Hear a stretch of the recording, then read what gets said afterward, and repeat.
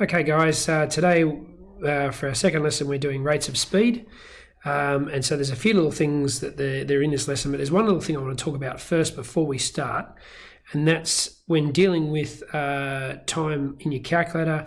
Remember that there is a helper there in the calculator. So this button that we use for degrees, minutes and seconds, we can also think about in terms of hours, minutes and seconds. So sorry, there was some stuff on the screen there, but if I think about, obviously we all know that 30 minutes is half an hour. But we generally think of half as 0.5, and obviously 30 and they're not quite the same thing. So in order to convert from time, which is base 60, so obviously 60 minutes in the hour, that sort of thing, to fractions and numbers that we're used to, which are in a base 10 system, we can use that button. So for instance, if I wanted to know what 30 minutes is as expressed as a decimal of an hour, I can just put in 0 hours, or degrees obviously, 30 minutes, and if I press equals, that'll give me give it there just as a display. But if I then press this button again, it'll display that as 0.5. And so we all know that 30 minutes equals half an hour, and so that kind of makes sense. But it also works for more difficult ones. So if I had, for instance, 12 minutes, I could go display that as 0 degrees 12 minutes. And if I press equals and then press that degrees, minutes, seconds buttons again, I know that 12 minutes is 0.2 of an hour. Now this also works the other way. If I wanted to know what 0.75 of an hour is, I can just put 0.75 in my calculator. I can press this degrees, minutes, seconds button, and it will tell me that's 45 minutes, which we all kind of know. 3/4 of an hour is 45 minutes. Okay, so just get used to using that function on your calculator. It can make things a little bit easier as we do these questions. Okay, so today we're looking at speed. Speed's obviously a comparison between distance and time. Okay, so we can display speed in kilometres per hour, which most of us use for vehicles, and then metres per second is often used in science. So often we've got to convert between one or the other. We might have a scientific result we want to make sense of in terms that other people will understand. Most people understand kilometres an hour just intuitively. Or alternatively, we might have something in kilometres an hour and we're trying to make a comparison with a measurement we've made. Okay, and there's a nice little device to help you out with this called the speed triangle. Now this is actually in the syllabus, and it suggests teaching this to you guys, and you've probably seen this before. And so it's just this nice little way of displaying distance, speed and time, and sort of understanding what operation we've got to do. So as long as I know any two of the distance, the speed or the time, I can work out what the other one is. And if I display it like this in a little triangle here, then I can just come along and cover up whichever one is, whichever one I want to know, and it'll give me the formula for it. So if you imagine here, I'm just going to see if I can get something. I'm going to use I'll use my big text here. There we go. If I cover up a distance there, then I've got S and T. Now they're on the same level, so when they're on the same level, we just assume that's multiplied by a sign. So in order to find the distance, which is underneath there, I cover up the distance and I'm left with speed times time. Cool.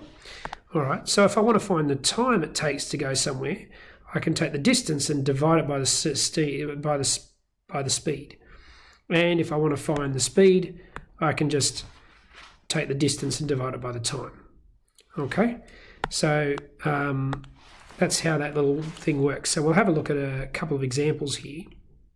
So here, if we know that Jim Bob travelled at an average speed of 87 kilometres per hour for 3 hours, and we want to know how far he travelled, so the thing we want to know is the distance, so we've covered that up. So distance equals speed times time. All right, so the speed we've got was 87. Oh, got the wrong pen on there still, and I forgot. Oh, there we go. Nothing but the best in video production qualities here at the Chivers Maths Videos. Okay, so our speed was 87 kilometres an hour, and he travelled that for 3 hours, and that's in kilometres and hours, so it'll be in kilometres per hour, so that kind of makes sense for us. Well, kilometres, and it's in kilometres per hour and hours, so the units are all the same. So 87 times by 3 equals 261.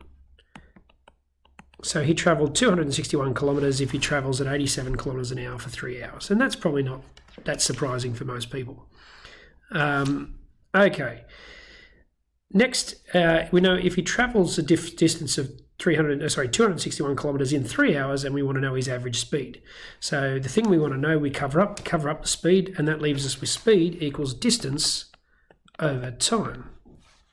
That's a terrible T. I'll do that again. There we go. So the distance he travelled was 261 kilometres, and the time it took him was 3 hours.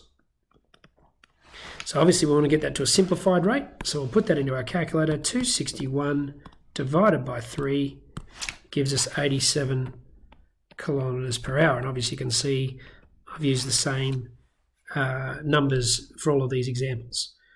So finally we want to know, if we know that Jim Bob travelled 261 kilometres at an average speed of 87 kilometres an hour, and we want to know how long that would take. So in this case, we cover up time, the thing that we want to know, and we realise that time is calculated by saying distance over speed. So in this particular case, he travelled 261 kilometres, and he did that at a speed of 87 kilometres per hour. And so we'll divide those two. 261, I don't think it's going to shock anybody here, given that the numbers have been used already, but that's going to be 3. So that's 3 hours. Okay, now sometimes you might need to do the process twice in a question. So in this particular question here, I've got me riding my bike 10.5 k's in 22 minutes, and how long would it take to ride 25 kilometres? So the first thing I'm going to need to do is work out my speed. So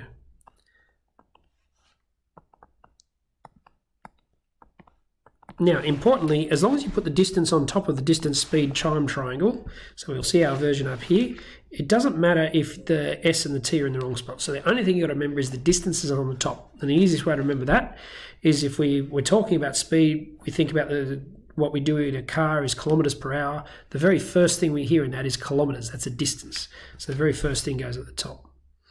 Okay, so if I'm going to work out, in this particular case, I first need to work out what speed I was travelling. I know I did 10.5 kilometres in 22 minutes, so it's the speed I need to find out, so that's what I'll blot out. And so I can say what my speed is going to be my distance over my time. All right, and in this particular case, my distance was 10.5 kilometres, and I did that in 22 minutes. Now, I don't really want to know my speed in kilometres per minute. So what I might do first is use my calculator to find out what's 22 minutes in hours. Okay, so it's like a decimal of an hour. So if I put in 0 degrees 22 minutes, or 0 hours 22 minutes, if you like to think about it that way, I can then press this button and I'm going to get a fraction. So I actually know that it's actually 10.5 kilometres divided by 0.366, and that just keeps repeating, hours. All right, because that's what we just came up with in our calculator. Okay, so now I can put that into my calculator, and what I'll do, just to make it easy on myself, is I go 10.5 divided by the answer that I just got, so that I don't have to put on all those repeating decimals. That would be a pain. And the answer I get is 28.64, let's say. And that's now in kilometres per hour. Okay, so that's the first part of the question. That helps us, that turns out works out the speed, but now we've got to know what the question actually is asking is how long would it take for me to ride 25 kilometres? So we're going to do that over here. All right, so in that particular case, what I actually don't know, if we look at our distance, speed and time triangle, the thing that I don't know, the thing that I'm trying to work out is how long would it take, so that's the time. So in this particular case, the time can be calculated by taking the distance and dividing it by the speed. All right, so we knew how long I was out riding for when I did 10.5 k's, but this is saying, well, look, okay, given that that's the speed that we were going, how long would it take to ride 25 kilometres? Okay. So the distance we want to ride is 25 kilometres, and the speed we want to do it at is 28.64. All right, kilometres and kilometres per hour. They are different units. Okay, so we'll put that into our calculator and we'll go 25 divided by, and I've still got that answer in my calculator, so I can just press answer. If you don't, you can put 28.64. You'll get a slightly different answer to me, but that's okay. It'll only be a rounding issue. And so we get 0.87. And I'm sitting there going 0.87. What on earth does that mean? I rounded correctly? Yes, good. So it's actually 0.87 hours. And if you walked up to someone in the street and said, hey, do you want to go watch this TV show with me? It takes 0.87 hours. They might look at you like you're a bit of an idiot. So obviously we would expect to get an answer in minutes when it's less than an hour. So what we're going to have to do is take that answer and we just press that degrees, minutes, seconds button and it will convert that for us to minutes and seconds. So we can see 52 minutes and 23 seconds.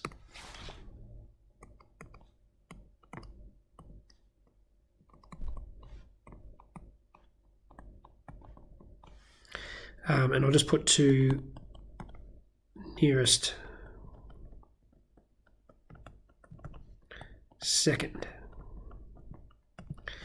All right, so that's how we work that out. Now there's a little bit of an example of just sort of understanding what the process is and what's going on here. These sort of questions come up in the HSC papers, those sorts of things, is why does this example produce a questionable result? Probably a bad example of that, so don't think too much into it, but simply, I mean, obviously a human being is not a car in the same way that a horse is not a car. So while a car, you can expect that if you were able to maintain this speed for one time, you'll be able to maintain it for a longer time. With a human being, or if you're riding a horse or something like that, you would expect that eventually that an animal is going to tire out. There's no guarantee that we'd be able to go at that speed. So I might say Mr. Chivers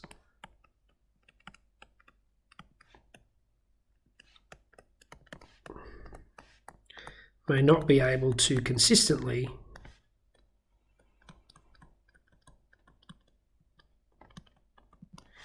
travel at his original speed.